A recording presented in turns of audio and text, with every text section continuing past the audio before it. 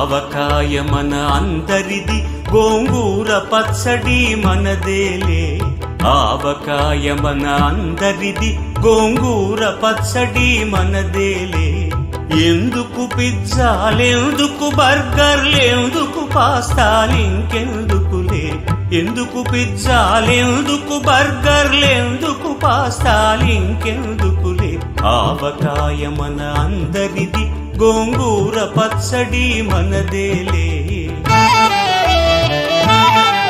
ఆవకాయ మన అందరిది, గోంగూర పచ్చడి మనదేలే.